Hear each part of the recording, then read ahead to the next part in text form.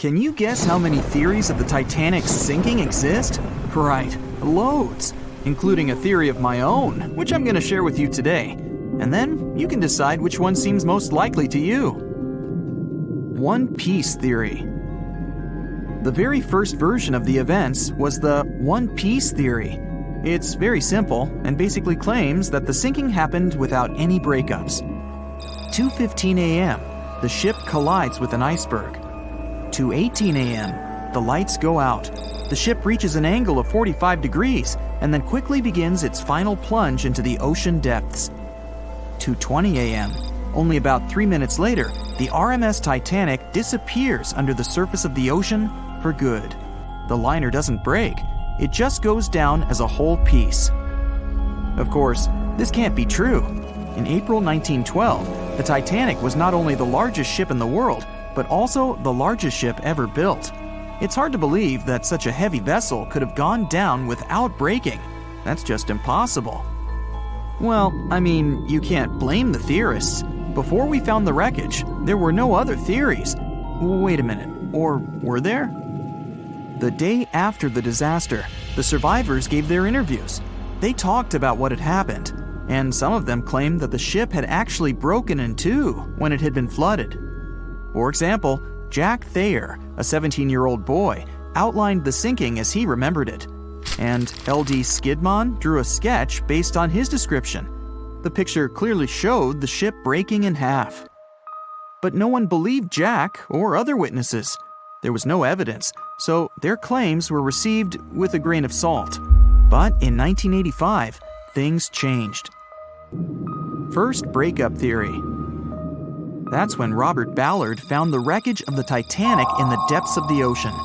When people saw the wreckage, it became clear that Jack and the other survivors had been right. The Titanic did indeed break in two when it sank. So it's time for a new theory. 2:15 a.m. The keel breaks, the starboard list eases, and the hull continues to bow and crumble. 2:17 a.m. The galley sections break off. The towers immediately drop under their own weight. The lights go out. The stern is pulled into the air. The bow breaks off and starts sinking. The aft is barely hanging on to the starboard side of the stern section superstructure. The stern section slowly lists over to port as it begins sinking again. It rises up one last time and pivots in a semicircle as it sinks. It all sounds pretty convincing, right? But people began to find plot holes in this theory. For example, the Titanic couldn't have held together until it reached such a high angle. The breakup would have had to begin much earlier. This only meant there was still a vast field for research and speculations. So people started to come up with their own possible scenarios. How about we look first at the ones no one likes? V-brake and Aaron 1912 V-brake. According to the first breakup theory, the Titanic reached a high angle, and the weight of its unsupported stern caused it to crack from the top down. But it's physically impossible. So, are there any other ideas? In 2006, Roger Long, a naval architect, decided to research a so-called V theory. 2:17 a.m. The breakup begins at a shallow angle, perhaps as little as 11 degrees. The upper structure fails and starts to crack. At this moment, only its double bottom is holding the Titanic together, but it starts to bend under the strain too, failing the ship. Water is pouring through the crack. It increases the weight in between the two sections, bending the Titanic the other way and pulling it into shape somewhat resemblant to the letter V. The upper decks get mangled and bent together. The bow heads for the bottom, and the stern is the last to sink. This theory has since been disproven many times, though. Roger Long believed it because the broken edges of the upper decks in the Titanic's bow section were all mangled and crushed. However, we have learned that it happened because of the so-called hydraulic downburst, the force of the water crashing into the deck as the Titanic hit the ocean floor. Another V-brake theory states that the bow had risen out of the water after the break. This theory was mainly peddled by one former Titanic enthusiast. But not only has this theory been proved to be physically impossible, due to the bow's incredible mass. It was also inspired by incorrect information. Remember Jack Thayer? Well, it was based on his sketch and the words of a couple of passengers. But the truth is, none of them had ever seen the Titanic break down like this. Jack himself even stated in an interview that the sketch was completely out of context to what he had actually seen. It was drawn by a passenger on the Carpathia, the ship that received the Titanic's distress signal and came to its aid. It couldn't be used as evidence. Now that we know this, let's move on to the theories that most people believe in. James Cameron's banana peel theory. Who hasn't seen the legendary movie about the Titanic, right? It became the leader of the 70th Academy Awards ceremony in the number of nominations and awards, and deservedly so. But did you know that James Cameron had been interested in the Titanic for many years and studied the ship's history? His books and research are very detailed, and he even came up with his own version of the events. It's called the banana split theory, and this is actually what you could see in the movie. Here's how it goes. The Titanic reaches a 23-degree angle and fractures down to the keel. The double bottom acts as a hinge as the stern falls down. When the double bottom fails, the bow and the stern separate. The stern lists to port, standing vertically, and then begins to go underwater. This theory is the most scientifically accurate one, along with Roy Mengat's theory. Wait, who's Roy Mengat? Mengat theory. Roy Mengat was an engineer who came up with the most plausible theory for the time being. 2:17 a.m. The lights go out on the Titanic. At this moment, the ship is at an angle of 20 to 23 degrees. Suddenly, the vessel snaps in two just around the third funnel. It causes the stern to settle into the water. The keel fails first. The draft and lower hull are crushed and break apart. Water surges into the bow and stern of the ship through the huge cracks, causing the bow section to sink beneath the waves. The stern rises up to the angle of 70 to 90 degrees, and then it sinks too. This theory seems to make the most sense, but it's quite controversial. The survivors who saw the breakup stated that the stern had settled back with the bow completely missing. Mengat's theory, however, contradicts that statement, while James Cameron's scenario takes this into account. Are you thinking what I'm thinking? The truth must be somewhere in the middle. My version. Now, as promised, I'll provide you with my version of the events. Well, it's not really my theory, more like a combination of Roy Mengat's and James Cameron's ones. I believe that James Cameron was right about the breakup. 2:17 a.m. The ship is at a high angle. The lights go out. Then it snaps into two pieces. The bow starts sinking. The double bottom is still attached to the stern for a minute or so. Once the double bottom fails, the two parts separate and the bow goes down. Then, as Mengat said, the stern rises up at a high angle, and then it begins to sink vertically. It might have actually happened because the survivors stated that they had seen a clean break. This means it couldn't be hidden. And they had also seen the stern staying vertically in the air for a long enough time, probably a few minutes, before disappearing. Anyways, all of these are just speculations. Regardless of how the Titanic broke apart and sank, it was a great tragedy. It's already been 110 years since the Titanic collided with an iceberg and sank. Did you know that in 2022, the Blue Star Line Company is completing the construction of an exact replica of the Titanic? Called the Titanic II liner, the ship will be sent sailing along the same route with 2,400 people on board. Let's hope that everything goes well for them. It's April 10th, 1912, a sunny spring day. You're one of the first-class passengers aboard the Titanic, just as the ship is about to depart from Southampton. Imagine everyone's excitement, fresh spring air, the sounds of the sea. You're strolling along the highest deck of the Titanic when you notice several lifeboats. As you start counting the boats, you recall the ship's capacity. It's just over 3,000 people. Wait, but are there enough lifeboats for everyone aboard? Let's look into the numbers. The Titanic could carry a needed total of 64 lifeboats, a number which could have easily helped to save all the passengers on board. Chief designer Alexander Carlisle planned to equip the ship with 48 lifeboats, but the Titanic ended up with a mere 20. The fact that this number of lifeboats wasn't enough for all the passengers was not illegal at the time. This was because the number of lifeboats required was calculated based on the tonnage of a ship, not her passenger capacity. Speaking of the Titanic, this number of boats was chosen for aesthetic reasons, to make the decks look less crowded to the ship's elite and high-class passengers. After the final decision on the lifeboats was taken, Carlisle quit his job. Passengers' strolls on the Titanic's decks were pleasing to the eye, but were they worth it in the end? In 2012, a century after the wreck, new documents related to the scandalous lack of lifeboats were uncovered. It appears that a safety inspector named Maurice Clark proposed the addition of at least 10 more lifeboats, 5 hours before the ship was supposed to set sail.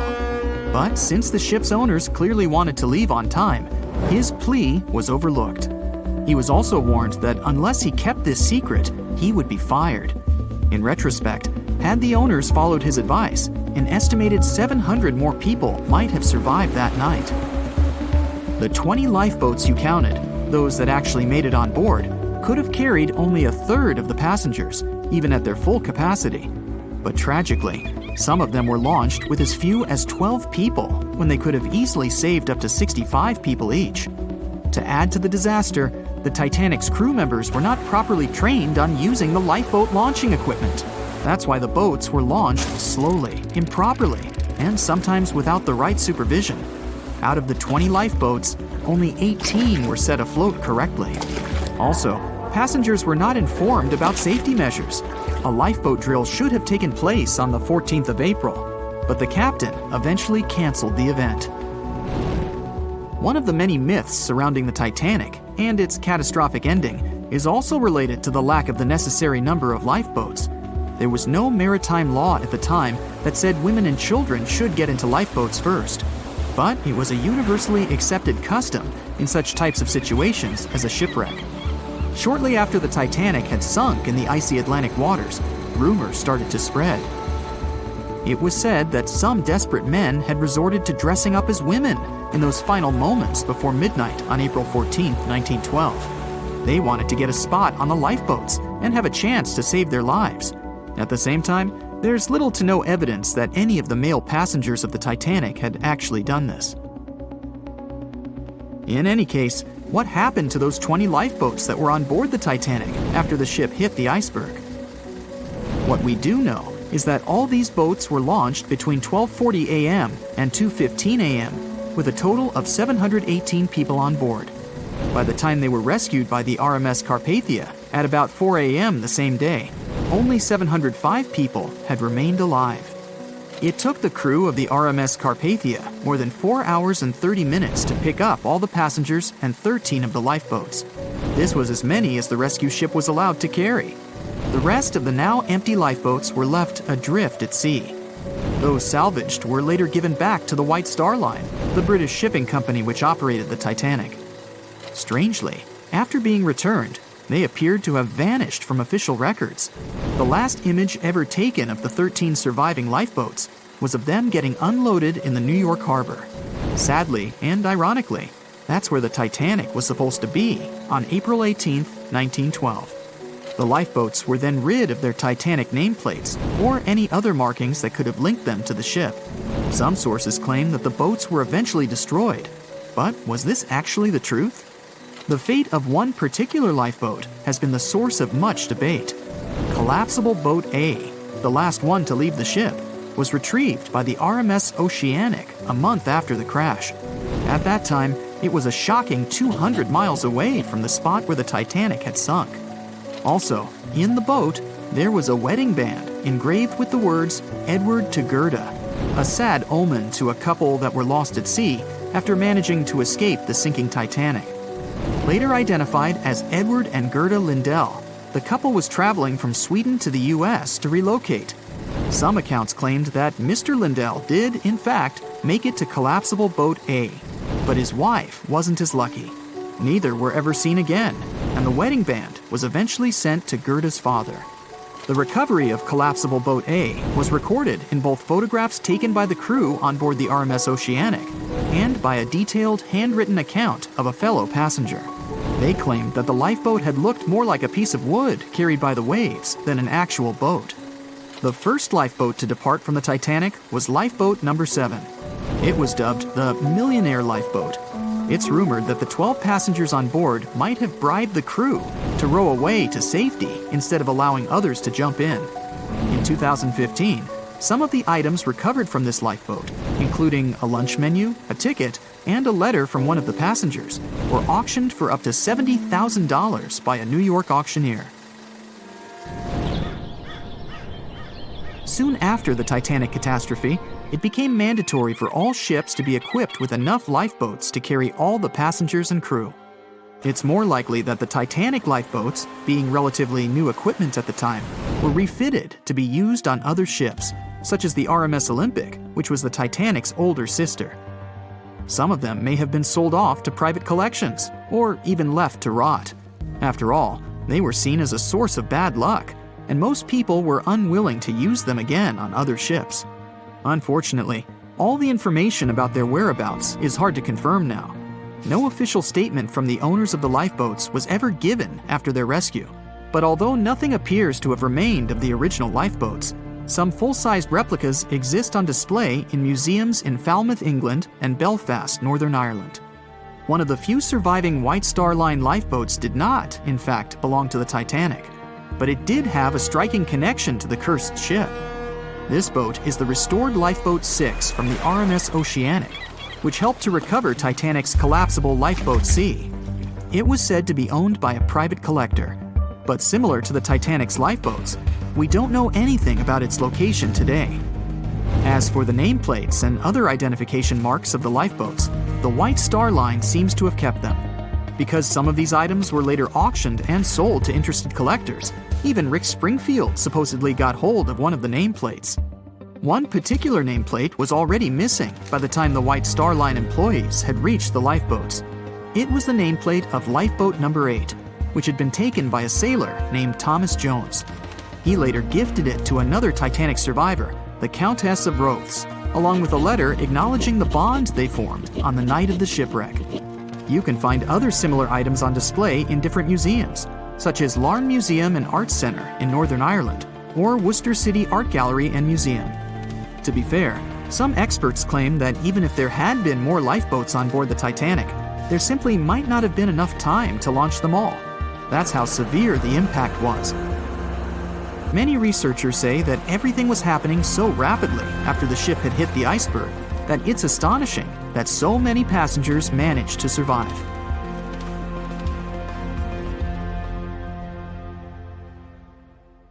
The night was dark and scary. A few hundred people were sitting in lifeboats, not knowing what would happen next or what their lives would look like from that moment on.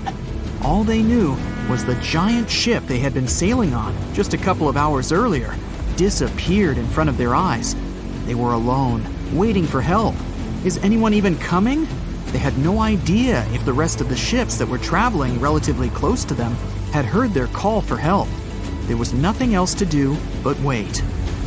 The Titanic, an iceberg, and one night, April 14th, 1912. It's one of the most famous stories from modern history that everyone talks about, even now, more than 100 years later. The 16 lifeboats on board could only accommodate a little more than 50%, 1,178 people, of the total number of passengers that were on board. And many of them were still half empty.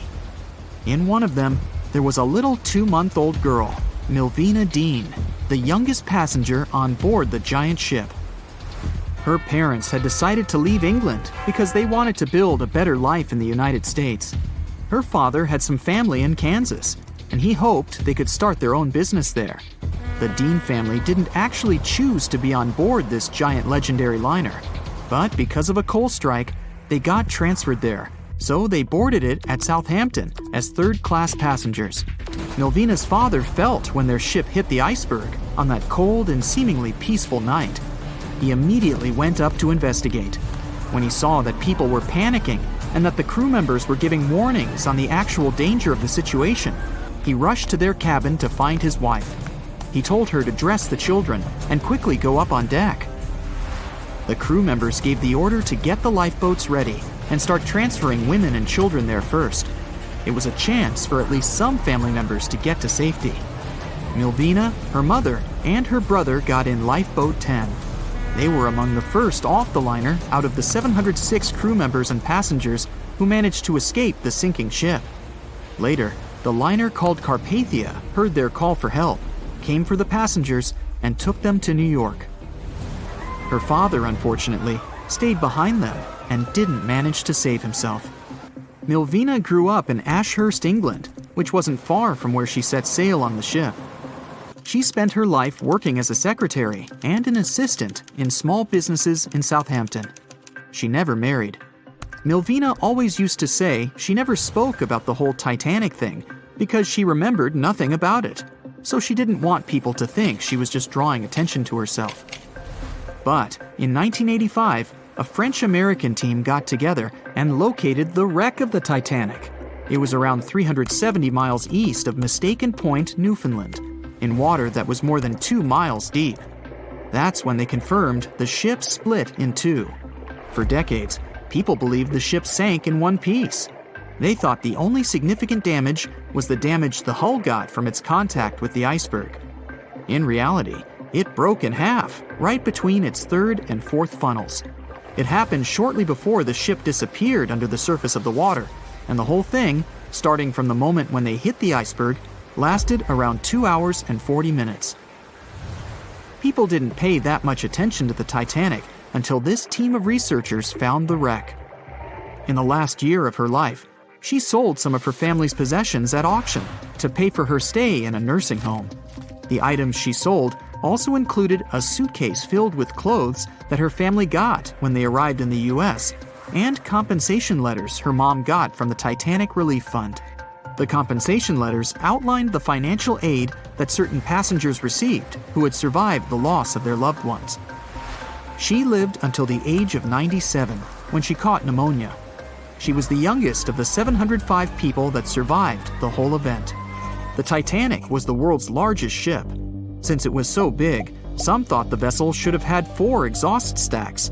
But Thomas Andrews, the man who designed the ship, believed that only 3 were necessary. So, the Titanic basically had one purely decorative stack. 2,200 people were on board when the ship sank. There were 908 crew members, and the maximum number of passengers on board, which was 3,500.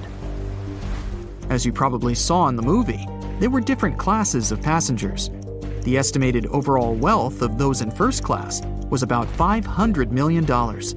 And researchers estimated $6 million worth of things went down to the ocean bottom, together with the ship.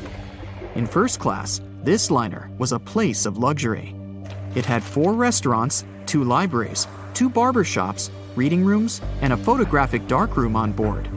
There was also a heated swimming pool, but only first-class passengers could use it, at a price of 1 shilling a time. The ship also had Turkish baths and electric baths, and passengers could use each for 4 shillings at a time. The cost to build this massive giant was $7.5 million, but that was back in 1912. Today, it would be about $200 million. First-class tickets cost $2,560 at the time, which is today's equivalent of $61,000. What would you get in these expensive cabins? A sitting room, 2 bedrooms, 2 wardrobe rooms, and a bathroom. Would you pay that much for those luxuries? Teams of researchers still haven't explored many areas on the Titanic. It's still very, very hard to access them with underwater vehicles. There was a lifeboat drill scheduled for the same day the Titanic sank, but it was called off for some reason. The crew had done just 1 lifeboat drill, and that was when the ship was still docked. But even if the crew members had been properly trained and each lifeboat had been filled, the capacity was still not enough to save each and every passenger. The Titanic was the biggest movable object in the world at that time. On May 31st, 1911, its immense hull made its way down the slipways and ended up in the River Lagan in Belfast. Over 100,000 people were there to see the launch. which took just a little more than a minute and went off without a hitch. The people who were in charge of the ship immediately towed the hull to a mammoth fitting-out dock. Thousands of workers spent most of the next year there working hard, building the decks and constructing all those luxury interiors that gave the Titanic its specific look. They were also installing the 29 giant boilers that would power the ship's 2 main steam engines. All that to get the title unsinkable. The ship had more than just one fatal flaw. You may have heard of one of its design flaws. The airtight bulkheads weren't completely sealed on top. This allowed water to flow from one compartment to another, which eventually sank the liner. And Titanic had more flaws. High sulfur content, cold temperatures, and high speeds largely affected the steel of the vessel's hull and the iron of its rivets. The steel here shattered, while the rivets popped out relatively easily. This was the reason the Titanic sunk 24 times faster than we'd expect. There are many theories about what really led to the sinking of such a giant. And one says a full moon from a couple of months before could be one of the reasons. It may have created very strong tides that sent a flotilla of icebergs southward. This was right in time for the Titanic's maiden voyage. Research says an optical illusion prevented the ship from getting help. One famous British historian, Tim Moulton, thought the atmosphere on the night of the sinking created specific conditions that made it very hard for the crew members to spot icebergs. They partially caused something called superrefraction. The extraordinary bending of light causes miraging, and several ships in the area recorded it. Not only did this prevent the crew from seeing the troublesome iceberg in time, but it also stopped one of the ships that could have offered help from identifying the call for help and communicating with the Titanic crew. Also, some say the ship was traveling too fast. From the start, they blamed the skipper for sailing such a big liner at such a high speed, 22 knots, through the cold and unpredictable waters of the North Atlantic, which was full of hidden icebergs. John watched on in disbelief as he drifted away on a piece of wood. In the freezing waters of the Arctic, slowly drifting away. John looked upon the vessel he had worked and lived on as it raised its enormous bow high into the sky, then broke in half, causing a sound that only a crack of lightning could replicate. Distraught and dumbstruck, believing that he, and he alone, knew the dark truth behind the demise of the unsinkable ship, the Titanic. 5 days earlier, as the Titanic set sail on its maiden voyage, John worked hard alongside his mates in the coal bunker, stocking up the coal to feed the Titanic's mighty furnace. They had stocked and stored more than John had ever witnessed on any other ship he'd worked on. But this was the Titanic, the grandest ship to have ever sailed the seas. On the Titanic, there could never be too much coal. As they left Belfast and pushed toward Southampton, there was a large bang below decks that went unnoticed. The furnace was roaring and the turbines were spinning, pushing the Titanic forward at a quickened pace. The crew cheered as the vessel moved forward, unaware of the loud, concerning noise. Arriving in Southampton, Greg came aboard, amongst hundreds of other passengers. With 13 years at sea, his vast experience included the role as a quartermaster on 6 previous ships.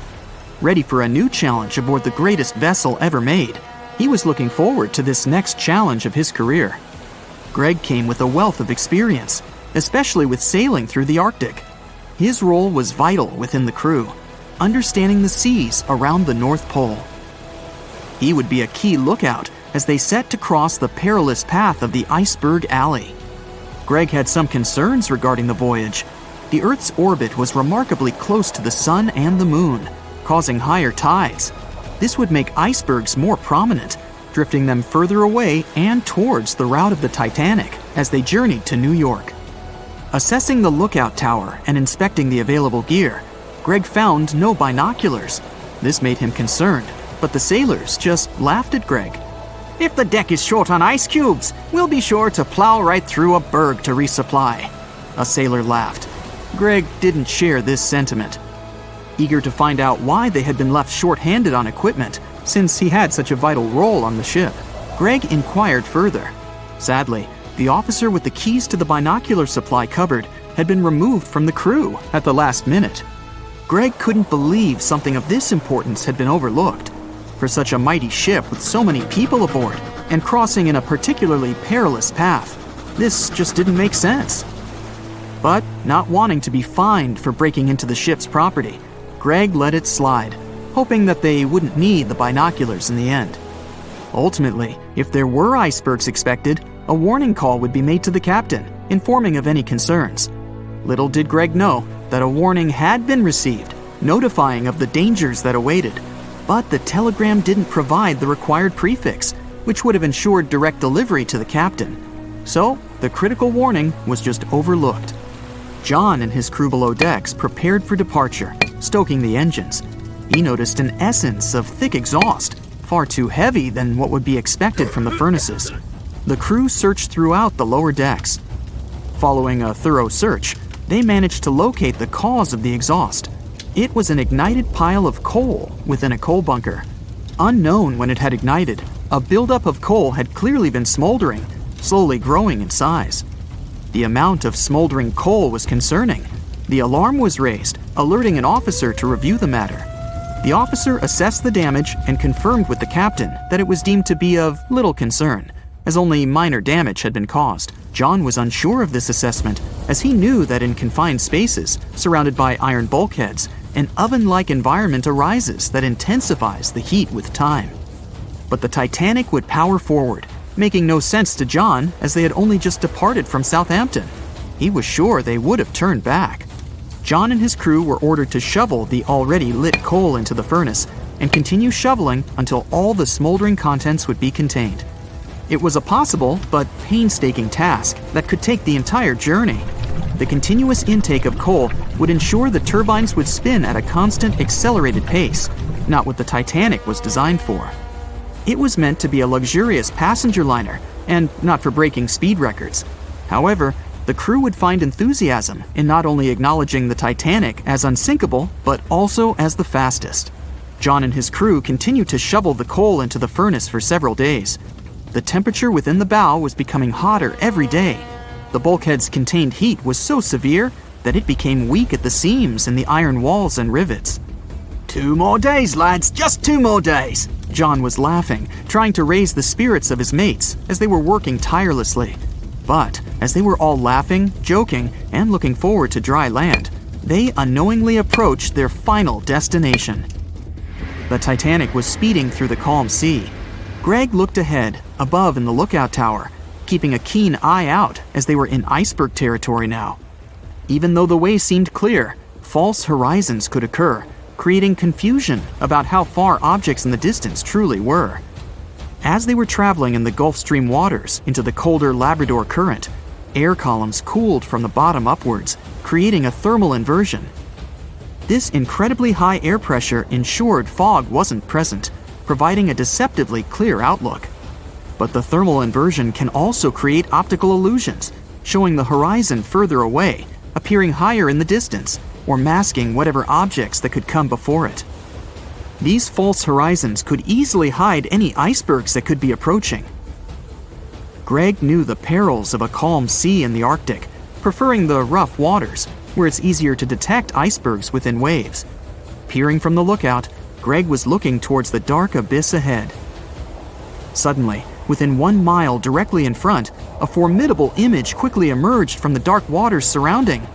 "Iceberg, right ahead!"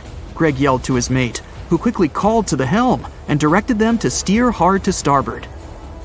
The helmsman received the call.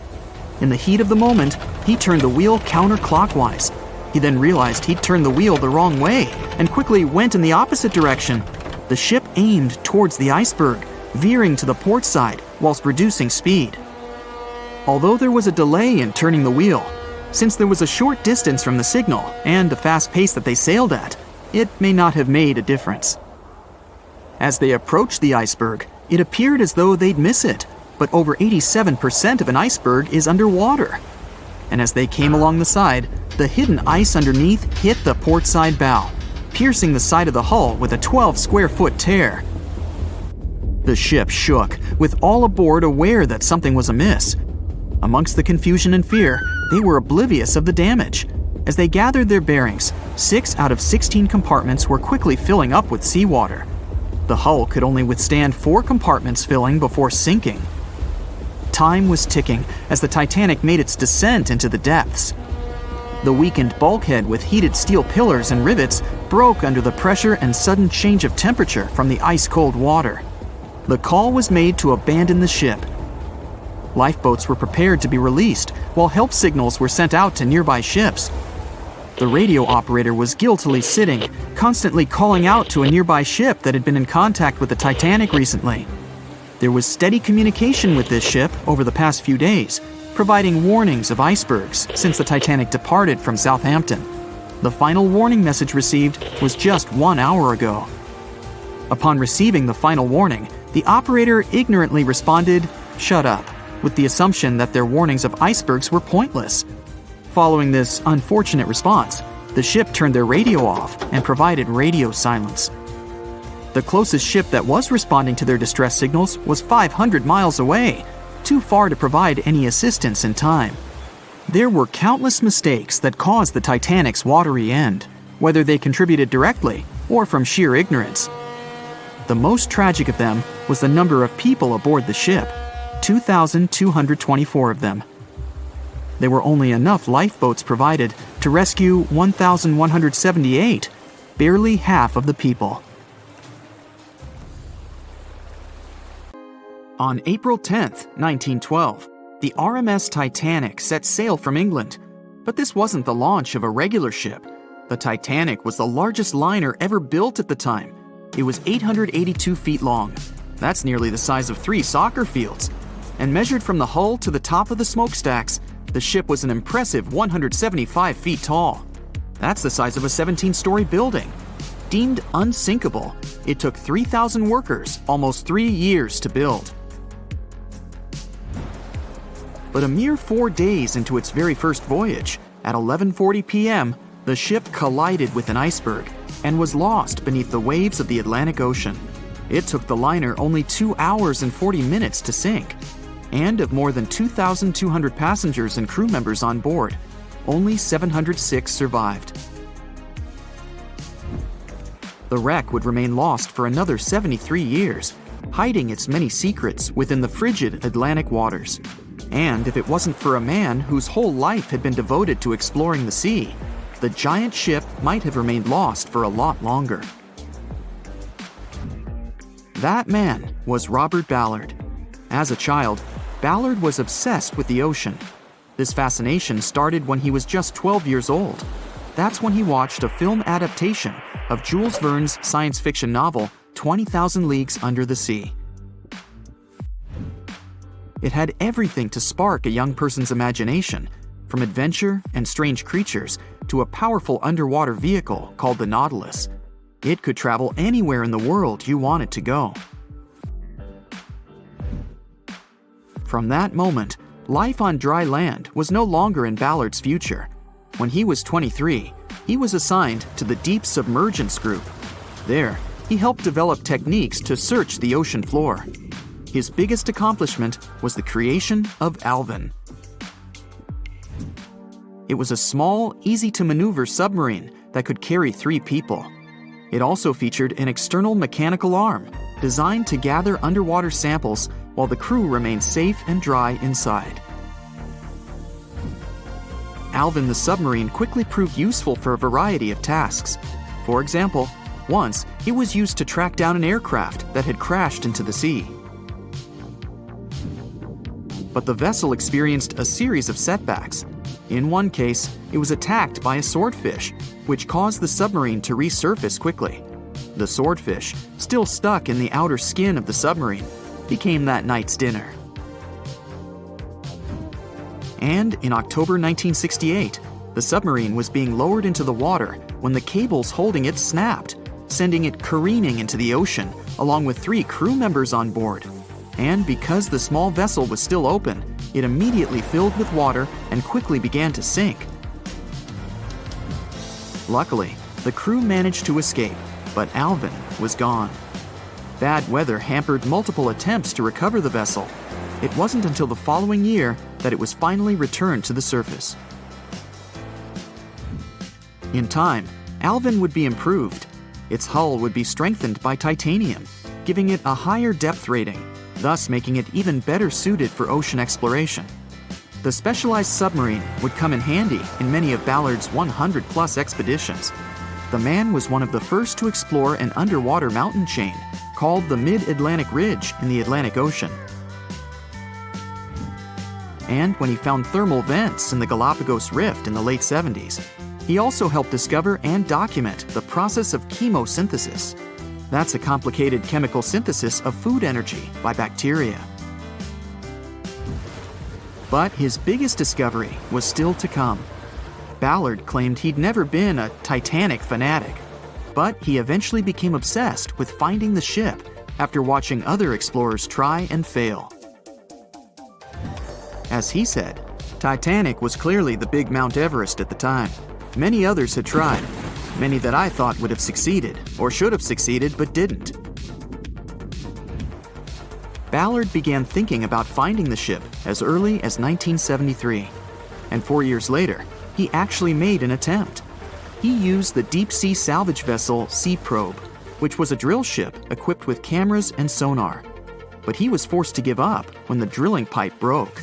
It just wasn't his time. In the early 80s, a Texas oil man named Jack Grimm tried to find the wreck on 3 different occasions. Once, Grimm was actually right over the Titanic, but his equipment failed to detect it. That's what we call extreme bad luck. Ballard was just biding his time. He needed a plan and some help. The first issue was getting down to the bottom of the Atlantic. The furthest down he had ever traveled before was 20,000 feet, and this trip took him 3 hours, and that didn't include the way back up. Ballard knew he could use Alvin, already enhanced with a titanium hull to withstand the pressure of the ocean. But he also needed something that didn't require him to actually go down with it. An unpiloted remote-controlled submarine would be ideal. But first, he would have to create one. He reached out to the authorities, hoping they would provide funding for his project. And though officials had no interest in the Titanic, they were willing to help. But there was a catch. Ballard had to first focus on tracking down 2 submarines, the Thresher and the Scorpion, which had sunk to the bottom of the Atlantic Ocean in the 1960s. The authorities were hoping to study them to find out why they had sunk in the first place. They also wanted to know if they could be recovered or if it was safe to leave them on the ocean floor. Only when he had successfully completed this task would he be free to use any remaining time on his contract to find the Titanic. With no other options for funding, Ballard took the offer. He got to work. First, he created 2 new devices. Argo was an unpiloted deep-towed undersea video camera sled. It was designed to take photos and record videos from a series of cameras mounted on it. It could work at depths of up to 20,000 feet, and it could also explore nearly 98% of the ocean floor. Argo was supposed to be tethered to a boat. As the boat moved, Argo would be pulled behind, floating just above the ocean floor. The camera would then transmit images to the surface. The second device was a small robotic vehicle called Jason Jr. It was also controlled remotely, which allowed the crew inside a submarine, like Alvin, to get closer to and photograph underwater objects. Ballard was now ready. He knew he had to find those submarines quickly, and it didn't take him long. Much to his relief, the search was relatively simple, and he was able to fulfill his obligations with 12 days to spare.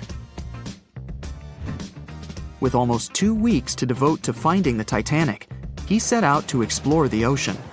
He focused the search close to Newfoundland, Canada, pulling Argo along the ocean floor and reviewing the images it collected. And after a few days of nothing, they eventually found riveted hull plates and a boiler. Could this be it? The next day, a ship's large bow was revealed. On September 1st, 1985, Ballard and his fellow crew members realized they had finally found the infamous ship. The The discovery resulted in a mix of emotions. Ballard was excited to be the first to find the Titanic's final resting place, but he was also overwhelmed by the sense of grief for those who had suffered when the ship had gone down. Over the next 4 days, the crew explored the wreck. They found the crow's nest, from where the iceberg had first been spotted. Plus, there was finally evidence of how the massive ship had split in two before sinking, with both halves of the ship found. There was furniture and dinnerware, and sadly, several leather shoes of those who hadn't made it to safety were scattered about the ocean floor. Ballard succeeded where others had failed and became an instant celebrity around the world. You'd think that locating the Titanic would be enough for one man, but not for Ballard. In 2019, he took on the challenge of solving another mystery, the disappearance of Amelia Earhart. Earhart had attempted to be the first woman to fly around the world. Unfortunately, she disappeared somewhere over the Pacific Ocean in 1937. She and her plane were never found. Ballard hoped that his luck with the Titanic would help with finding where Earhart had gone down, but his expedition failed to find anything. And though Robert Ballard has found more shipwrecks than anybody else, it's only the tip of the iceberg. It's estimated that there are over 3 million shipwrecks in the ocean, and Ballard has only located 100 of them. Now, in his late 70s, the man is hoping to encourage young people to continue his work of exploring the ocean and its many mysteries. In 1989, he started the Jason Learning Project to inspire grade school students to pursue science, technology, engineering, and math. He has his own research vessel called the EV Nautilus, after the name of the submarine in Jules Verne's novel, a fitting tribute to the story that inspired his career. Have you ever wondered how much of the Titanic is left these days? Now, if you haven't been living under a rock, you probably know that it's been over 100 years since the world's most famous ship turned into a wreck. The RMS Titanic, the world's largest sea liner from the beginning of the 1900s, sank during its maiden voyage, just a few days after leaving port. The ship struck an iceberg on April 14, 1912, taking down over 1,500 passengers of more than 2,200 who were on board the liner at that time. As shocking as this may sound, the Titanic took over 3 years to be built and only 3 hours to sink. And if it were today, the ship would have cost over $210 million to be made. It was last seen on the surface of the Atlantic at 2:20 a.m., and for many decades, that was the last time people saw it. It wasn't until 1985 that the whereabouts of the ship were discovered by oceanographer Robert Ballard, and some parts of the Titanic became visible once again. One of the first discoveries made by Ballard's expedition was that the ship was indeed torn in half before sinking. The early exploratory missions to the part of the ocean floor where the Titanic now lies could only see the hull and the deck of the ship. According to Ballard, the main purpose of these missions was to understand how to preserve the ruins from deteriorating. Another goal was to recover the huge number of personal items scattered along the seabed. The explorer later said the view down there was as shocking as it was emotional. In the field of debris around the wreck, the oceanographer discovered plenty of small objects and personal belongings, many of which he brought back to the surface. There were shoes, some fancier than others. There were pieces of clothing that belonged to crew members, and there were huge propellers. If on the surface they gleamed and shined, on the ocean floor they were embedded and devoured by sand. Ballard pointed out that the area where kitchenware was scattered measured more than a mile in length. There were enough plates, pots, and pans to fill up an entire industrial kitchen. For the first time ever, 3D animation footage reveals exciting images. The simulations show the Titanic's evolution from when she first set sail in 1912 until the state of her ruins today. But simulations weren't enough for deep-sea explorer James Cameron, who envisioned traveling to the heart of the wreck for the first time ever in the history of the ship. Yep, the same James Cameron who happens to be the director of a very famous movie about the ship. He has now dived 33 times to visit the wreck of the Titanic. Here's some fun trivia for you. The director says that his true passion has always been the ocean. and that ever since he was a kid, he wanted to study the sea. Directing, let's say, just happened to be his day job. And when the possibility of directing Titanic appeared, he said yes, just so that he could go and check out the ruins of the ship in real life. Now back to the wreck. According to James Cameron, it wasn't enough for researchers to access only the exterior of the ship. They needed to go inside, analyze and photograph what was left of the pompous interiors of the world's once biggest sea liner. Cameron piloted an innovative robot vehicle equipped with cameras. It helped the man to reveal spaces in the Titanic that no one had ever seen before since the ship touched the bottom. Turkish baths, for instance, still had their tiled walls standing up almost in all their entirety. These baths were exclusively for first-class passengers. They were located right next to the swimming bath and the third-class dining room, and were designed in the Moorish style. People resting there could get heating blankets and ask waiters to bring them anything they needed. If the pictures from before the disaster were astonishing, they carry a different kind of wow factor now, when everything you see in them is hidden underneath the surface of the water. Another shocking discovery was the ship's mast. If we look at the Titanic in its pre-sinking glory, the mast calls much of one's attention. Located on the bow of the huge ship, the mast held together the transmission cables for the Marconi system, a system of wireless telegraphy. That's also where the British merchant flag the Titanic flew was located. The mast stood at the height of a bit more than 100 feet and was equipped with a crow's nest. Nowadays, the mast is unrecognizable. Attacked by corrosion, it collapsed. The crow's nest broke apart too. Now we can see why the modern-day Titanic is a real treasure for deep-sea explorers. But as the wreck of the ship lies at an approximate depth of 12,500 feet, sunlight is non-existent there. So, piloted missions depend on high-end technological equipment to survey the area. Why do you think the Titanic went missing from the public eye for over 70 years? Well, because at that time, technology wasn't advanced enough for people to go down there, as well as bring back good footage of the wreck. Filmmakers were the ones who drove this technology to its advance by trying to film underwater. They began by building boxes to put their cameras inside. And now, deep-sea photography is highly advanced and allows us to marvel at the awesomeness of underwater life. Of course, taking pictures under the sea is no easy feat. For one thing, to withstand that crazy underwater pressure, submarines need to be really strong and have thick walls, no thinner than 11 inches. Plus, explorers need to understand how to film and photograph when there's almost no light around. There was another thing that made documenting the Titanic even more difficult. When the wreck of the ship was rediscovered by scientists, it was covered with red-colored rusty bacteria that made it even harder to take good pictures. As it happens, the color red does not reflect well underwater, which is unfortunate for photographers. For this reason, human-operated vehicles that go down to tour the ruins are equipped with powerful lighting devices. When you see some parts of the ship from afar, they look as if reddish-brown wax has been dripping all over the Titanic's ruins. But in reality, these icicle-shaped structures are colonies of microorganisms. When the ship sank, it brought down with it an enormous amount of bacteria that hadn't existed at the bottom of the ocean before. But now, these bacteria, together with the extreme conditions at the bottom of the ocean, have turned into a disastrous combination for the ruins of the ship. These red colonies of microorganisms actually feed off of iron and steel, which is basically all that is left of the Titanic. One kind of those microorganisms are bacteria called Halomonas titanicae. They can eat up to 220 pounds of iron per day. This makes the Titanic a colossal food source for them. There have been lots of speculations regarding the life expectancy of the ship's wreck after researchers discovered this bizarre rust. But according to Cameron and his research team, the Titanic isn't going to disintegrate anytime soon. In one of the latest expeditions down to the wreck, a piloted vehicle was funded to identify specifically one stateroom.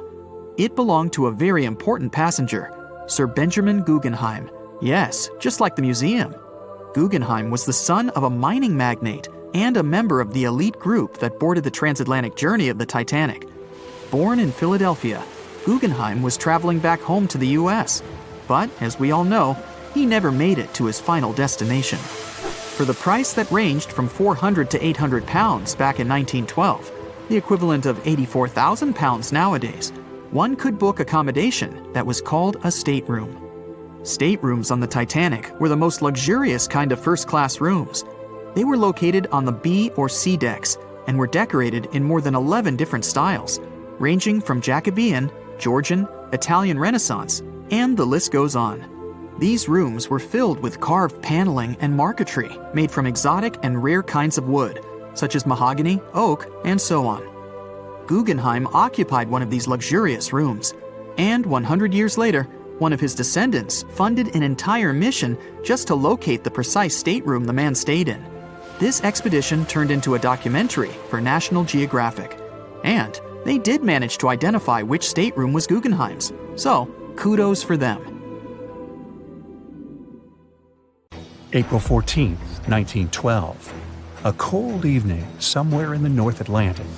On board the most modern and unsinkable ship, the Titanic, a dinner is held. Two well-dressed men are sitting at one of the tables. One of them is a famous British journalist. He tells his interlocutor an interesting and at the same time terrible story. It all started about 1000 BCE in ancient Egypt. At that time, one woman was born in the city of Thebes. No one knew who she was or what she did, but she had a high social standing. Towards the end of her life, she was proclaimed a priestess in the College of Amen-Ra. Her body was embalmed, placed in a wooden casket, and covered with a massive lid bearing the image of a woman and mysterious inscriptions. She was buried in Thebes along with other people of the upper class. The mummy of this woman lay at rest for almost 3,000 years. The burial place had been carefully hidden. Around the first half of the 19th century, a group of locals accidentally discovered the ancient tomb. They disturbed the peace of the priestess. No one knows exactly what happened that day, but the mummy was removed from the casket and disappeared without a trace. A few decades later, a group of 4 wealthy friends from England came to Egypt for a trip across the upper part of the Nile. First, they went to visit the excavations of the Temple of Amen-Ra near the city of Luxor. There, they found the empty mummy case. It depicted the priestess with dark eyes looking into the void. There was something sinister in her gaze. They didn't know who the case belonged to, but they were so amazed by the beauty and energy of that find that they decided to buy it from the locals. The buyer disappeared the same night before the case was delivered to him at the hotel. Some said they'd seen the man leave the hotel and go towards the desert. No one knew why he did it. No one else saw him afterwards. Another man from the same group took the casket. During their return home, one of the friends was seriously injured. After arriving in London, the new case owner discovered the bank where all his money was placed had gone bankrupt. In one day, the man turned from a wealthy businessman into a beggar. A third friend also experienced the sinister influence of the ancient find. He lost his health, job, and eventually even his life in an accident shortly after returning to London. Before going bankrupt, the owner gave the ancient casket to his sister who lived in London. One of the friends of this woman came into the room, saw the Egyptian artifact, and immediately felt the dangerous energy emanating from it. Then the owner's sister gave the case to a famous photographer. He took some photos and was horrified. According to his words, he saw a real priestess with a human face in the photos. She looked at him with an ominous, icy gaze. No one except the photographer touched the film of the camera. No one changed the photo. Shortly after, the photographer mysteriously went missing. From that point, the story becomes vague. According to one version, the owner's sister gave the artifact to the British Museum. The man who transported the case passed away soon after, and his assistant got into a terrible accident. Another version says that the item from the Egyptian tomb was bought by a rich businessman. After that, 3 members of his family also had an accident, and his house burned down. Convinced the mummy case was cursed, he gave it to the British Museum. The interlocutor listens to the story with such interest that he forgot about dinner, which has gone cold. "How did you know all this?" he asks. The journalist replies he has been studying everything related to the mummy and its owners for several months. He found evidence of all the accidents and put together the full picture. "So, what happened next?" the interlocutor asks. It seems the mummy case should find peace in the museum. The priestess was surrounded by other kings and queens from different times. However, there was no peace. Scientists and ancient languages experts tried to decipher the symbols on the case. They found out that most of the inscriptions meant curses and misfortunes addressed to those who'd dare to disturb the peace of the priestess. Every night, the guards and museum staff heard the knocking coming from the mummy case. The knocking was accompanied by crying and screaming. Also, someone scattered other exhibits all over the hall every night. Everyone soon came to believe that the priestess's spirit continued to use magic forces. Then, one private collector became interested in the case. He bought it from the museum, not for his collection, but to try to expel the spirit of the mummy from the artifact. It's not known in what ways he tried to do this, but he failed. Then, he managed to sell the mummy case to a rich American archaeologist. That guy decided to move the mummy to New York. And what? What happened next? The interlocutor asks with interest. "That's it. End of story," the journalist answers. "What do you mean? What happened to the mummy? Where is it now?" The journalist looks at the interlocutor with some excitement. "She's here. She's on the Titanic," he says. The interlocutor looks scared and confused, but the journalist confirms the sarcophagus is here. He doesn't doubt it because he saw it with his own eyes. After dinner, they go to their cabins. The journalist lies down but can't help thinking about the mummy. He tries to convince himself that everything he has found out about the priestess is a myth. There is no curse. The moment he finally falls asleep, he feels a slight push. A few minutes later, a crew member knocks on his cabin door. He informs that all passengers must go to the upper deck because something has happened to the ship. The journalist goes out into the fresh air and sees a huge crowd of people. There's no panic yet. Someone says that something has happened to the engine. Others say it's just a precaution. The journalist immediately understands everything. The ship is sinking. The priestess did it. In less than an hour, the Titanic completely went underwater. One legend says the priestess influenced the captain of the ship. The crew members didn't dare to put such a valuable cargo in the hold. Therefore, they placed the box with the artifact near the captain's bridge. On that fateful night, the captain decided to look at the casket with his own eyes. After that, his behavior became weird. They said the spirit clouded his mind. When the ship entered the territory filled with icebergs, he refused to slow down, despite the requests of the crew. The sarcophagus may still lie at the bottom of the Atlantic Ocean even now, with the priestess finally having found her peace. Okay, this story is nothing more than a legend. There's no record or evidence that the Titanic was carrying any kind of mummy or sarcophagus. The legend appeared a couple of years after the disaster. At that time, there were many theories about what happened to the Titanic. The ship sank because of secret agencies. ETs attacked the Titanic. The Titanic was sunk specifically to get money for the insurance company. Such crazy theories were very popular among audiences. One of these theories was developed by a well-known newspaper. Journalists published an article about the cursed mummy on board the Titanic. The rest picked up the legend, and it became popular. One of the reasons why people believe in such things is hidden in human psychology. Any fake legend tells something secret, things that people don't or shouldn't know about. When a person reads this, they feel special because now they know a terrible secret. This sense of self-importance is the reason for the popularity of conspiracy theories. Well, it is also important to note that all these theories are really interesting. By the way, the mummy from this story actually exists. and it's in the British Museum. More precisely, there's only a wooden lid from the sarcophagus with the image of a woman. It's still unknown who it belonged to. The identity of the last owner is also unknown. It's only known the exhibit was transferred to the museum at the end of the 19th century. There, she was called the Unlucky Mummy. The museum staff reports that it doesn't bring any misfortunes. The screams and knocking from the lid are just a myth. You can come and see the exhibit yourself with your own eyes, if you dare, of course.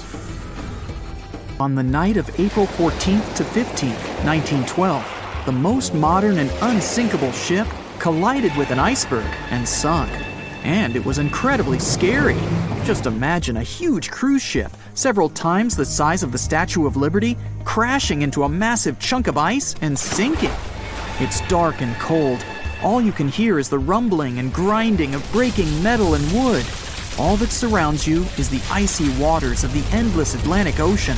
There's almost no connection with the outside world. There are no phones or internet. Nobody else on the whole planet knows that the ship is sinking.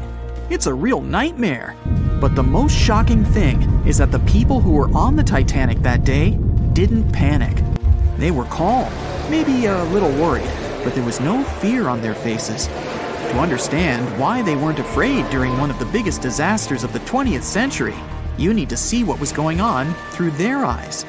So, you're a passenger on the infamous ocean liner. Your cabin is located on one of the top decks of the ship. You've just had a great time with your friends at dinner. Now musicians are playing a beautiful melody. Waiters are serving dessert. You go out onto the deck and enjoy the tranquility of the mighty ocean. At this moment, you feel an incredible sense of security and comfort. You're proud that you're one of the first people in the world to travel on the most high-tech ship on the planet. You go to bed in your cabin and wake up because a crew member gently knocks on your door and asks you to go to the deck. There's some kind of issue, but there's no reason to panic. No problem. You'll be happy to go out and take a look at the night sky. The moment when the ship collided with the iceberg felt like nothing more than a slight push, and some passengers didn't even hear it. They realized that something was wrong only when stewards knocked on their doors and asked them to go outside. You're on the deck. There are already a lot of people here. Everyone is more or less calm. Passengers are talking about what might have happened. Listening to the conversations around you, you figure out that the ship is supposedly sinking. The idea seems like nonsense to you, but even if it is true, all passengers will be evacuated in lifeboats anyway. At that time, people didn't know there were half as many rescue boats as needed. Passengers were sure that everyone would be saved. Evacuation begins. Women and children go first. No one panics or tries to get into a boat before it's their turn.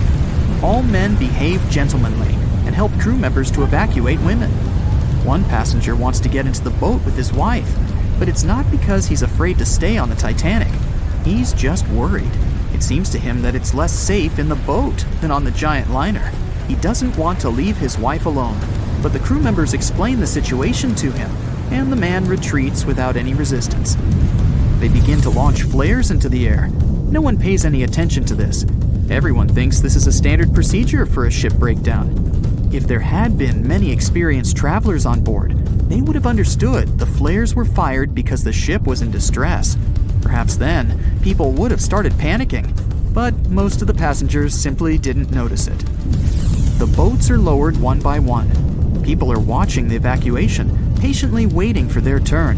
There's no pushing or crowding. Nobody is screaming.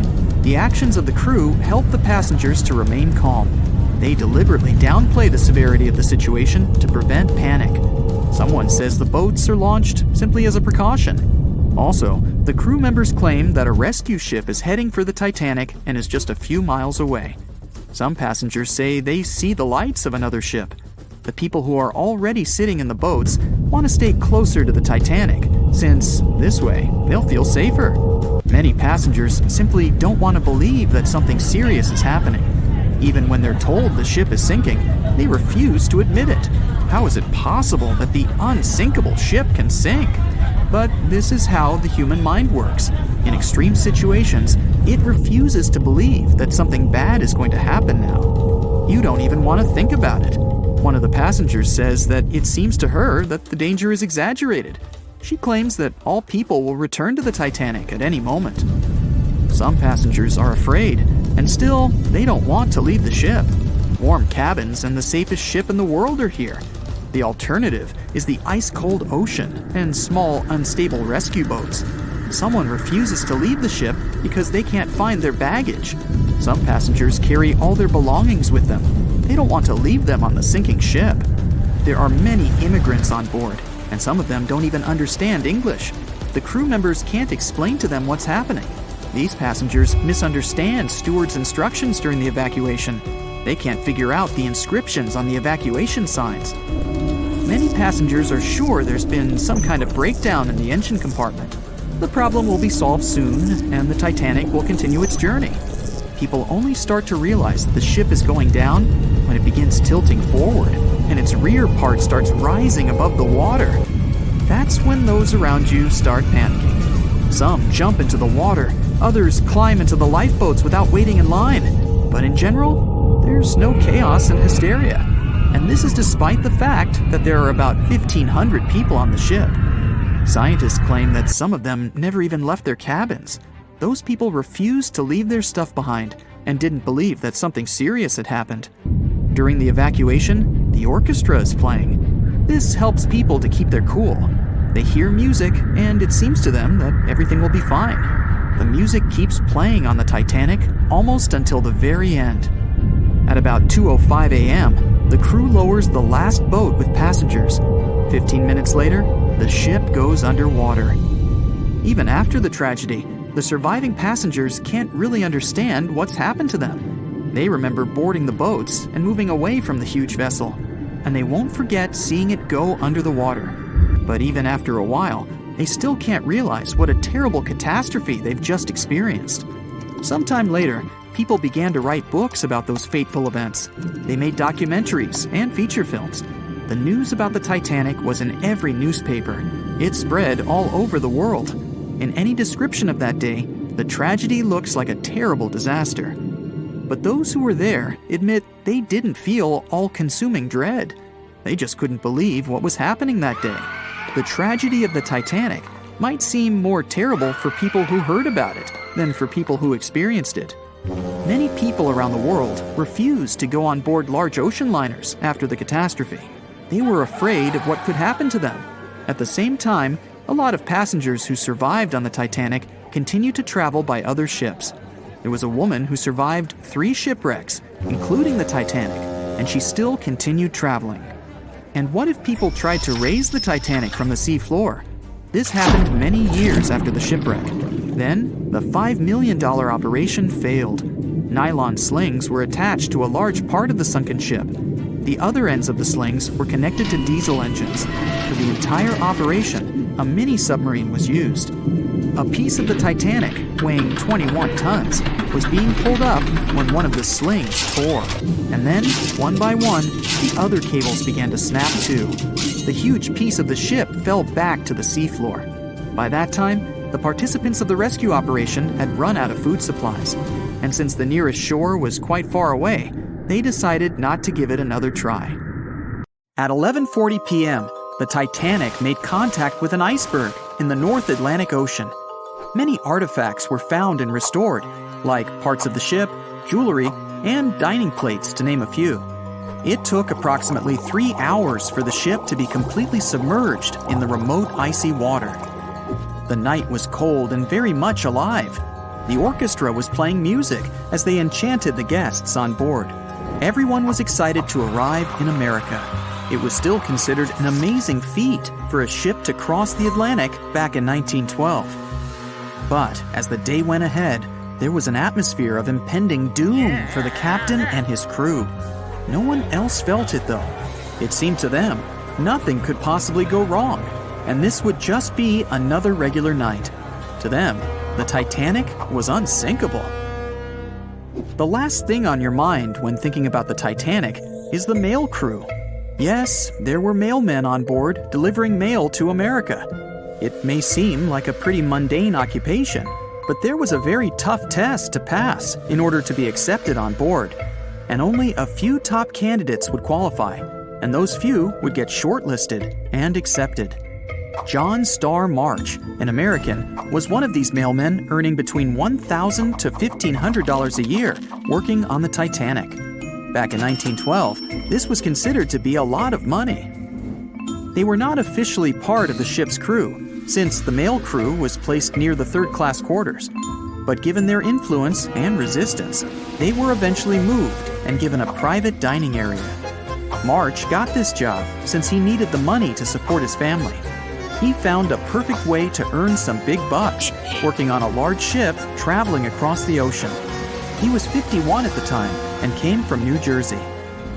Sadly, he was on board when the ship sank and didn't make it. But they recovered a pocket watch that gives us a little insight into what happened that fateful evening. It's a gold case engraved with filigree and had a caption saying it was made by the Elgin National Watch Company. On the surface, you'd think this would just make a pretty cool antique sitting over the fireplace, but there are some unusual details about it.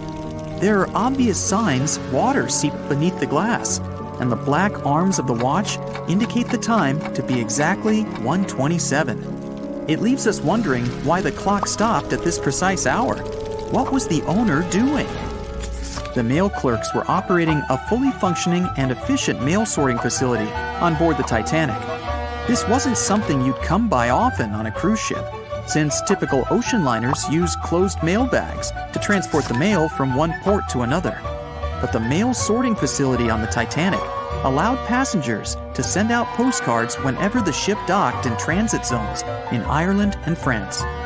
According to reports, people started heading back to their rooms at around 11 p.m., but some of them were still hanging around and enjoying their night. The 5 mailmen were celebrating a colleague's birthday in their separate dining room. 5 minutes before impact, crew members spotted the iceberg and rang the bell 3 times as a warning that something was ahead of the ship. They gave orders for the Titanic to move left, or, as they say in the biz, hard a starboard, to make the engines reverse. It was not enough to avoid the great impact. At 11:40 p.m., the Titanic struck the iceberg, and disaster erupted on the inside. Not just water seeping in and ultimately sinking the ship, but panic and chaos among the passengers and crew members. Captain Smith reached the deck and was informed that the Titanic had hit an iceberg. And at the same time, the mailroom began filling with water. We know that the 880-foot ship was completely submerged at around 2:20 a.m., with 706 survivors. The time between the impact and the sinking was really eventful. At midnight, they started getting the lifeboats ready for the passengers to evacuate. Orders were given for women and children to board the safety boats with some crewmen to guide and operate them. The problem was that the 20 safety boats available could only host 1,178 people out of the total of more than 2,200 passengers on board. March and his colleagues began sorting out the mail. There was chaos in directing and ordering around. With each second passing, icy cold water was filling the ship. 15 minutes after midnight, Captain Smith ordered his crew members to send out a distress signal. Even though SOS was established earlier than the Titanic, many others used CQD. The CQ stands for General Call, and the D is Distress. The Frankfurt was too far away to help, even though it was one of the first to respond. Even the Titanic's sister ship, the Olympic, responded, but it also was too far away.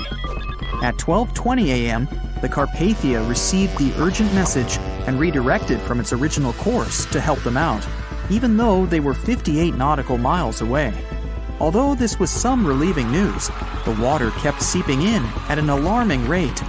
It wasn't easy to keep everyone calm, knowing that the ship could be underwater in a matter of hours. At this point, many passengers were already on board the safety boats, waiting to descend into the water. The musicians on board began playing music for the ones still waiting. At first, they were playing in the first-class lounge, and then they moved to the deck. There's a debate on how long they were playing for and what song it was. None of the musicians made it out. The 5 mailmen on board were also doing their duties while the ship was sinking. According according to a ship officer. The mailroom was already covered in water above the ankles, and the mailmen were busy trying to save as much mail as they could. March was one of them. There were bags of mail floating around. They started with the registered mail. Witnesses of the Titanic sinking reported the mailmen were putting bags of mail on the deck to keep them from getting wet until help arrived. They also mentioned bags of mail were floating about in the freezing water. It wasn't until 12:45 a.m. when lifeboat number 7 on the left side of the ship was lowered onto the water. Even though it had room for roughly 65 people, only 27 people were inside. Many of the safety boats carried fewer passengers than their maximum capacity allowed. The crew were worried that the boats would capsize if so many people were on them. Some reports suggest that some people even refused to board the safety ships, sticking with the claim that the Titanic was unsinkable.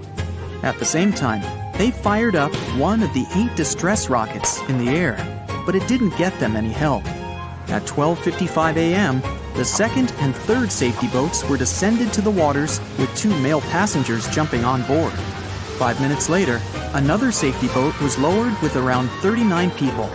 At this point, water entered the base of the grand staircase. In the next 20 minutes, more safety boats were lowered, most of them underloaded. Still no help. The Carpathia was still on the way. Panic was growing and tensions were rising. There was a lot of anger for people being left behind. At around 1:30 a.m., things were getting out of control. The organized boarding of passengers to the safety boats stopped. March's watch stopped 3 minutes earlier, which could mean he was part of the scuffle between crew members and passengers. It took 3 hours for the Carpathia to arrive. March wasn't among the survivors. His watch proved to be one of the essential findings lost in the wreckage of the Titanic. It was eventually returned to March's 2 daughters, and now it's in one of the collections of the National Postal Museum. March was a man who did what he had to do in the worst circumstances. Time was a precious commodity for the people on board the ship, and this watch proved valuable to learn more about the tragic yet inspiring stories of the Titanic. It was the start of 1912. A giant chunk of ice broke off a glacier in southwest Greenland. The ice was made up of snow that had fallen thousands of years before the event, perhaps as far back as when mammoths still roamed the earth. The iceberg started its journey. It was a huge thing, more than 1,700 feet long and weighing over 75 million tons. It was also a very peaceful chunk of ice. It steered clear of ships and busy transport routes. And then, it somehow floated much further south than other bergs did. Our iceberg was lucky. Others melt long before they get to these low latitudes. Out of up to 30,000 icebergs that drift away from Greenland's glaciers, only 1% ever make it all the way to the Atlantic. Even after melting into the water for months, this massive block of ice was still almost twice as heavy as the Golden Gate Bridge. The iceberg's top part was towering 10 stories over the ocean's surface. Several days before our iceberg made it to the Atlantic Ocean, a magnificent ship left port. It was a luxury liner carrying more than 3,000 passengers and crew members. At that time, it was the largest ship ever built. It was the Titanic. The collisions happened on April 14th, when the ship was in the North Atlantic, 370 miles away from Newfoundland. Unable to divert its course, the ship ruptured at least 5 of its hull compartments. They started to fill with water at an alarming speed. The Titanic's compartments weren't capped at the top. That's why the water spilled over and started to flood each succeeding one. The front of the ship began to sink, causing the back part to lift vertically into the air. And then, with a deafening roar, the liner broke in half. The rest is history. But what happened to the iceberg after that? On April 15th, the German ocean liner SS Prinz Adalbert was sailing through the North Atlantic. It was traveling a few miles away from the place where the Titanic had sunk several hours prior. The German ship's chief steward, who hadn't learned about the disaster yet, saw an iceberg. What drew his attention was a large streak of red paint going along the iceberg's base. Surprised, the man took a photo of his discovery. He thought the paint meant a ship had hit the iceberg within the past 12 hours. The next person who saw the iceberg and took another photo of it was the captain of a vessel laying deep-sea telecommunication cables. The ship was sent to help in the area where the Titanic had sunk. The captain later claimed the iceberg he'd seen had been the only one in that area, plus the red paint. It wasn't difficult to connect the dots. In 2015, one of these photos sold at auction for over $32,000. And still, experts are unsure whether the image really shows the infamous block of ice. It might be a simple iceberg that had been floating nearby at that time. The great unsinkable ship was gone, sunken to the bottom of the North Atlantic, where it remains to this day. But the iceberg continued on its way, perplexing a few witnesses and slowly melting into the surrounding water. It would vanish completely before the end of the year. The night was dark and scary. A few hundred people were sitting in lifeboats, not knowing what would happen next or what their lives would look like from that moment on. All they knew was the giant ship they had been sailing on just a couple of hours earlier disappeared in front of their eyes. They were alone, waiting for help. Is anyone even coming? They had no idea if the rest of the ships that were traveling relatively close to them had heard their call for help. There was nothing else to do but wait. The Titanic, an iceberg, and one night, April 14th, 1912.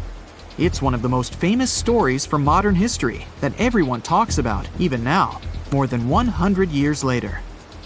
The 16 lifeboats on board could only accommodate a little more than 50%, 1,178 people, of the total number of passengers that were on board. And many of them were still half empty. In one of them, there was a little 2-month-old girl, Milvina Dean, the youngest passenger on board the giant ship. Her parents had decided to leave England because they wanted to build a better life in the United States. Her father had some family in Kansas, and he hoped they could start their own business there. The Dean family didn't actually choose to be on board this giant legendary liner, but because of a coal strike, they got transferred there, so they boarded it at Southampton as third-class passengers. Milvina's father felt when their ship hit the iceberg on that cold and seemingly peaceful night. He immediately went up to investigate. When he saw that people were panicking and that the crew members were giving warnings on the actual danger of the situation, he rushed to their cabin to find his wife. He told her to dress the children and quickly go up on deck. The crew members gave the order to get the lifeboats ready and start transferring women and children there first. It was a chance for at least some family members to get to safety. Milvina, her mother, and her brother got in Lifeboat 10. They were among the first off the liner out of the 706 crew members and passengers who managed to escape the sinking ship. Later, the liner called Carpathia heard their call for help, came for the passengers, and took them to New York. Her father, unfortunately, stayed behind them and didn't manage to save himself. Milvina grew up in Ashurst, England, which wasn't far from where she set sail on the ship. She spent her life working as a secretary and an assistant in small businesses in Southampton. She never married. Milvina always used to say she never spoke about the whole Titanic thing because she remembered nothing about it, so she didn't want people to think she was just drawing attention to herself. But in 1985, a French-American team got together and located the wreck of the Titanic. It was around 370 miles east of Mistaken Point, Newfoundland, in water that was more than 2 miles deep. That's when they confirmed the ship split in two. For decades, people believed the ship sank in one piece. They thought the only significant damage was the damage the hull got from its contact with the iceberg. In reality, it broke in half, right between its third and fourth funnels. It happened shortly before the ship disappeared under the surface of the water, and the whole thing, starting from the moment when they hit the iceberg, lasted around 2 hours and 40 minutes. People didn't pay that much attention to the Titanic until this team of researchers found the wreck. In the last year of her life, she sold some of her family's possessions at auction to pay for her stay in a nursing home. The items she sold also included a suitcase filled with clothes that her family got when they arrived in the US, and compensation letters her mom got from the Titanic Relief Fund. The compensation letters outlined the financial aid that certain passengers received who had survived the loss of their loved ones. She lived until the age of 97 when she caught pneumonia. She was the youngest of the 705 people that survived the whole event. The Titanic was the world's largest ship. Since it was so big, some thought the vessel should have had 4 exhaust stacks. But Thomas Andrews, the man who designed the ship, believed that only 3 were necessary. So, the Titanic basically had one purely decorative stack. 2,200 people were on board when the ship sank. There were 908 crew members, and the maximum number of passengers on board, which was 3,500. As you probably saw in the movie, there were different classes of passengers. The estimated overall wealth of those in first class was about $500 million. And researchers estimated $6 million worth of things went down to the ocean bottom, together with the ship. In first class, this liner was a place of luxury. It had 4 restaurants, 2 libraries, 2 barber shops, reading rooms, and a photographic darkroom on board. There was also a heated swimming pool, but only first-class passengers could use it, at a price of 1 shilling a time. The ship also had Turkish baths and electric baths, and passengers could use each for 4 shillings at a time. The cost to build this massive giant was $7.5 million, but that was back in 1912. Today, it would be about $200 million. First-class tickets cost $2,560 at the time, which is today's equivalent of $61,000. What would you get in these expensive cabins? A sitting room, 2 bedrooms, 2 wardrobe rooms, and a bathroom. Would you pay that much for those luxuries? Teams of researchers still haven't explored many areas on the Titanic. It's still very, very hard to access them with underwater vehicles. There was a lifeboat drill scheduled for the same day the Titanic sank, but it was called off for some reason. The crew had done just 1 lifeboat drill, and that was when the ship was still docked. But even if the crew members had been properly trained and each lifeboat had been filled, the capacity was still not enough to save each and every passenger. The Titanic was the biggest movable object in the world at that time. On May 31st, 1911, its immense hull made its way down the slipways and ended up in the River Lagan in Belfast. Over 100,000 people were there to see the launch, which took just a little more than a minute and went off without a hitch. The people who were in charge of the ship immediately towed the hull to a mammoth fitting-out dock. Thousands of workers spent most of the next year there working hard, building the decks and constructing all those luxury interiors that gave the Titanic its specific look. They were also installing the 29 giant boilers that would power the ship's 2 main steam engines. All that to get the title unsinkable. The ship had more than just one fatal flaw. You may have heard of one of its design flaws. The airtight bulkheads weren't completely sealed on top. This allowed water to flow from one compartment to another, which eventually sank the liner. And Titanic had more flaws. High sulfur content, cold temperatures, and high speeds largely affected the steel of the vessel's hull and the iron of its rivets. The steel here shattered, while the rivets popped out relatively easily. This was the reason the Titanic sunk 24 times faster than we'd expect. There are many theories about what really led to the sinking of such a giant. And one says a full moon from a couple of months before could be one of the reasons. It may have created very strong tides that sent a flotilla of icebergs southward. This was right in time for the Titanic's maiden voyage. Research says an optical illusion prevented the ship from getting help. One famous British historian, Tim Moulton, thought the atmosphere on the night of the sinking created specific conditions that made it very hard for the crew members to spot icebergs. They partially caused something called superrefraction. The extraordinary bending of light causes miraging, and several ships in the area recorded it. Not only did this prevent the crew from seeing the troublesome iceberg in time, but it also stopped one of the ships that could have offered help from identifying the call for help and communicating with the Titanic crew. Also, some say the ship was traveling too fast. From the start, They blamed the skipper for sailing such a big liner at such a high speed, 22 knots, through the cold and unpredictable waters of the North Atlantic, which was full of hidden icebergs.